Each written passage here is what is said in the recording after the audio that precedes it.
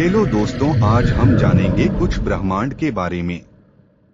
Type 3 सभ्यता पूरी तरह से विकास के दूसरे क्रम की है। शायद वहां पहुंचने में 1,00,000 साल या उससे ज्यादा समय लगे। कार्दाशेव ने इसे अपनी आकाशगंगा के पैमाने पर ऊर्जा रखने वाली सभ्यता के रूप में देखा।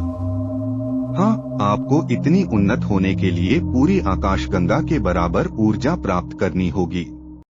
मनुष्य शायद उस समय तक बहुत पहले ही खत्म हो चुके होंगे, किसी तरह के पोस्ट बायोलॉजिकल साइबरनेटिक प्राणी बन गए होंगे।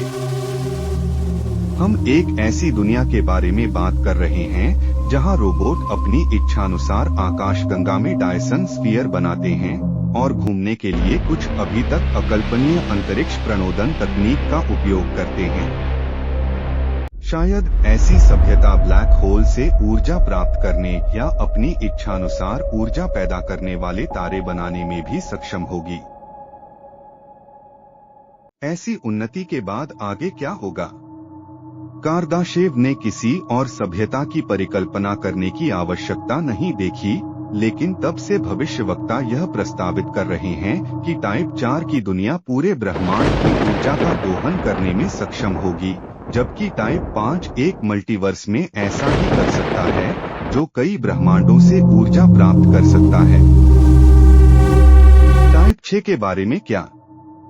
हम यहाँ ईश्वर की बात कर रहे हैं, जो समय और स्थान को नियंत्रित करता है, अपनी इच्छानुसार ब्रह्मांड बनाता है।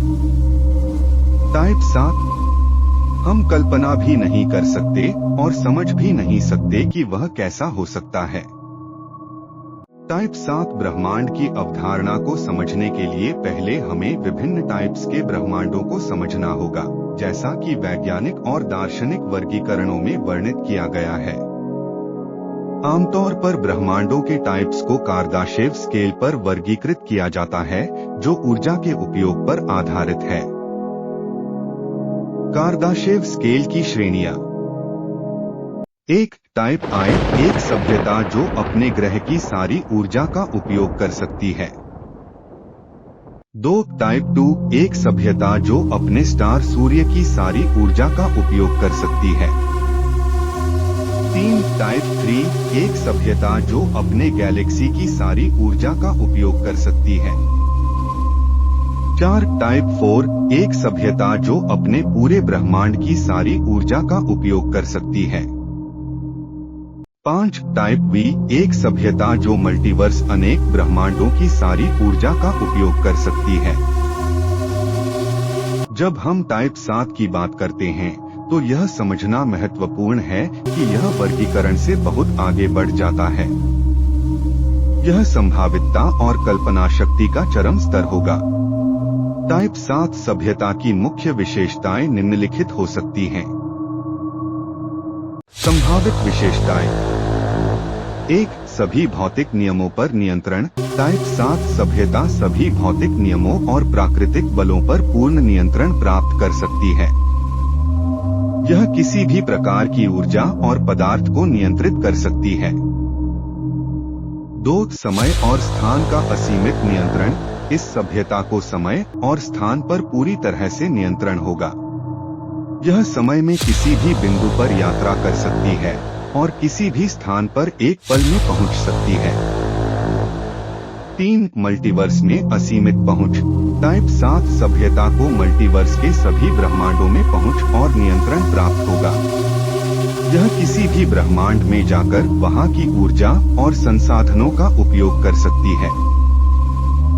4. सभी प्रकार की जानकारी का संग्रह और विश्लेषण। यह सभ्यता किसी भी प्रकार की जानकारी को तुरंत प्राप्त कर सकती है और उसका विश्लेषण कर सकती है। 5. नूतन जीवन निर्माण। यह सभ्यता नई जीवन रूपों को बना सकती है और किसी भी स्तर के जीवित प्राणियों का निर्माण कर सकती है। 6. पूर्ण चेतना। टाइप 7 सभ्यता के सदस्य पूर्ण चेतना वाले होंगे और किसी भी प्रकार की मानसिक और आध्यात्मिक शक्ति प्राप्त कर सकते हैं। टाइप 7 ब्रह्मांड की अवधारणा विज्ञान कथा से अधिक हो सकती है, लेकिन यह मानव कल्पना शक्ति और विज्ञान की संभावनाओं का एक चरम उदाहरण है। इसका वास्तविक अस्तित्व वर्तमान विज्ञान के परिप्रेक्ष्य में असंभव प्रतीत होता है, लेकिन भविष्य में तकनीकी और वैज्ञानिक उन्नति के साथ यह सिर्फ एक संभावना हो सकती है। टाइप 7 सभ्यता एक सैद्धांतिक और अत्यंत उन्नत स्थिति है, जहां इंसान या किसी भी सभ्यता के पास इतनी शक्तियां और क्षमताएं होंगी कि उन्हें भगवान के समान माना जा सकता है। यह वर्तमान समय में अकल्पनीय और काल्पनिक है, लेकिन विज्ञान और तकनीक के क्षेत्र में निरंतर प्रगति हमें संभावनाओं के बारे में सोचने के लिए प्रेरित करती है। और हाँ दोस्तों, वीडियो कैसा लगा कमेंट में जरूर बताएं और बेल आइकन को दबाना ना भूलें।